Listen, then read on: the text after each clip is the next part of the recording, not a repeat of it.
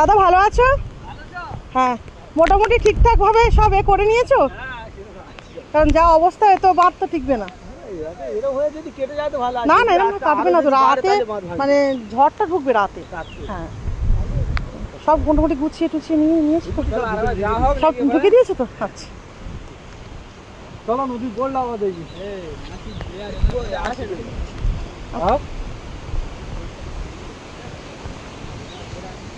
বাঁধের অবস্থা এটা বাঁধ এই অবস্থা।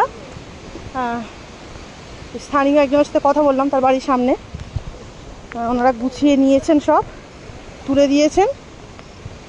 এই বাড়ি বাহ, মাতলার অবস্থা খুবই খারাপ। তবে উত্তর পশ্চিমে হিসাব মতো হাওয়া দিলে এদিকে হয়তো ক্ষতিটা কম হতে পারে, কিন্তু ঝড়খালির পূব দিকে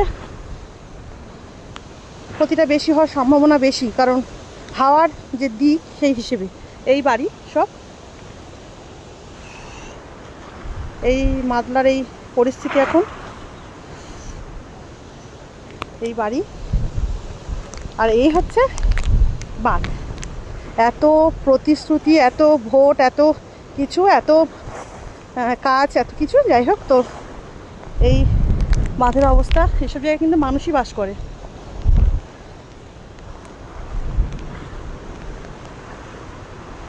মাতলার ভয়াবহ অবস্থা এবং প্রচণ্ড একটা ঝোড়ো হাওয়া। ঝড় নয়, ঝড় যেটা সেটা নয়, ঝোড়ো হাওয়া।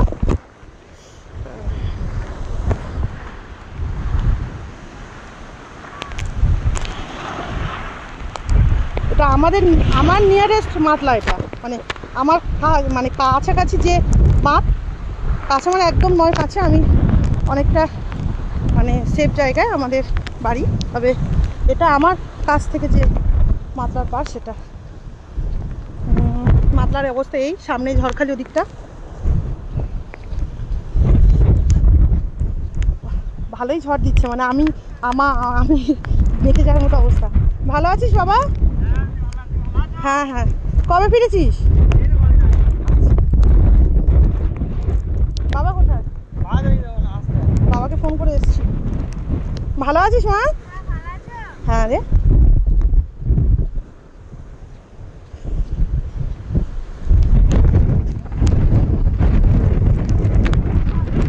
জায়গাটা অসাধারণ, কিন্তু ঝড়ঝাপটাতে মানে ভয়াবহ রূপ এইসব জায়গার হয়। আমফানেতে এই রাস্তাটাই ছিল না, মানে যেটাকে বাঁধ বলা হয়। ভালোই ঝোড়ো হাওয়া দিচ্ছে। এটা আমফানে না, এই রাস্তাটা পুরো গুড়িয়ে গেছিলো। আমি এখানে ত্রাণ নিয়ে এসেছিলাম, রিলিফ নিয়ে।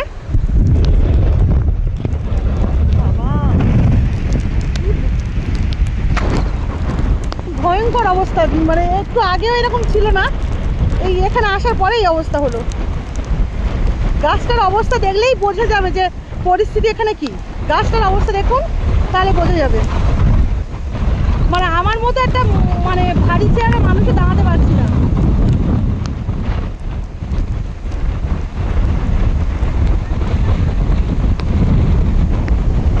সামনেই ঝড়খালি, মানে এখানটায় এদিকের অপোজিটে ঝড়খালি। যদি হাওয়া আমাদের হিসাব মতো দিক হিসেবে বয়, তাহলে ঝড়খালির ওই সামনের পাড়গুলো সব ভেঙে যাবে, কিচ্ছু থাকবে না। কারণ এখনো কিন্তু ঝড় যেটা, সেটা এখনো ল্যান্ডফল করেনি। সামনের গাছগুলোকে দেখলে সেটা ভালো মতন বোঝা যাবে যে এখানে ঝোড়ো হাওয়াতেই কি হচ্ছে। এটা কিন্তু মানুষের বাসযোগ্য ঘর, মানুষ এখানে বাস করেন। তবে সবাই উঠে গেছেন, সবাইকে যে ফ্ল্যাট সেন্টার যেগুলো আশ্রয় কেন্দ্র, সেখানে সবাই বেরিয়ে গেছেন। এই রাস্তার অবস্থা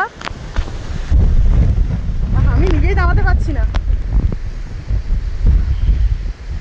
এসব জায়গায় আমরা মানে বিকালে করে আড্ডা দিতে আসি। যারা আমার বন্ধু বান্ধবরা আসেন তারা জানেন, মানে তারা জানে যে এইসব জায়গায় কিন্তু আমরা বিকালে বসে মোটামুটি আড্ডা দিই এই মাতলার পাড়ে। সেই মাতলার অবস্থার ছবিতে কতটা ভিডিওতে আসছে আমি জানি না, কিন্তু মাতলা উত্তাল হওয়া শুরু করেছে। আর এখন তো ভরা জোয়ারের সময়, এটা হিসাব মতো আবার রাতে জোয়ারটা ভরা থাকবে, যেটাকে আমরা ভরনা বলি। পূর্ণ ভরনা থাকবে। আর পূর্ণ ভরনা থাকা মানে ওই সময় ল্যান্ডফল করলে কিন্তু খুব বাজে পরিস্থিতি হবে এইসব জায়গায়। এত এত প্রতিশ্রুতি, এত কিছু, এত ভোটের পর ভোট চলে যাচ্ছে, কিন্তু এইসব একটা ভালো বাঁধ এইসব জায়গা পাচ্ছে না। এই বাঁধ একটা মাটির বাঁধ।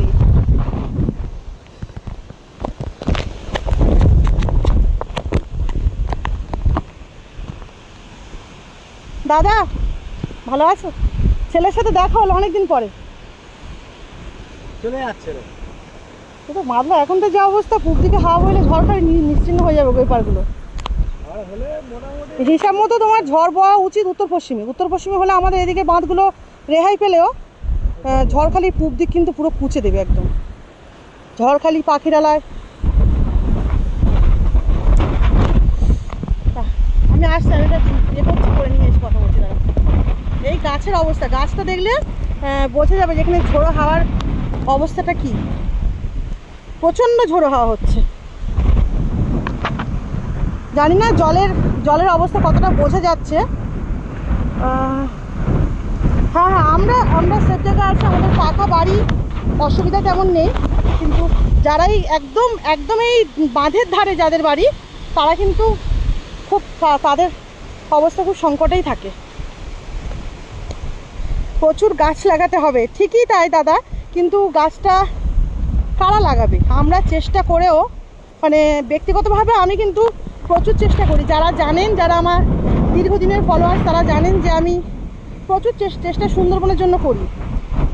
কিন্তু শেষমেশ কী বলুন তো, এই বড় কোনো একটা প্রকল্প করতে গেলে অনেক মানে ক্ষমতা লাগে, অনেক উপরের হাত লাগে, আর সেই হাতগুলো এখানে আমরা পাই না। পুরো মাতলা উত্তাল।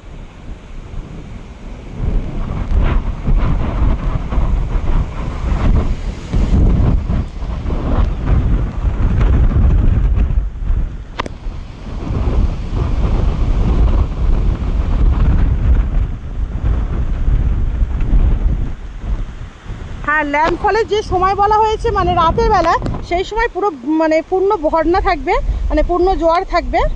আর পূর্ণ জোয়ার থাকা মানে ভয় তো আছেই, কারণ যেভাবে ওনারা বলছেন, ওনারা তো খুব বেশি, মানে যারা এই আবহাওয়া নিয়ে চর্চা করেন, তারা কিন্তু খুব বেশি না বুঝলে তারা সহজে বলেন না। তারা কিন্তু বলছেন যে দক্ষিণ 24 পরগনা প্লাস সুন্দরবন ভয়ঙ্কর ক্ষতিগ্রস্ত হবে। তো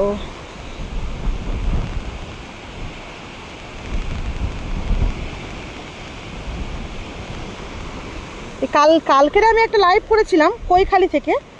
তো সেখানে বলছিল যে গাছ লাগানোর জন্য একটা জায়গায় 5 থেকে 6 রকম মানুষ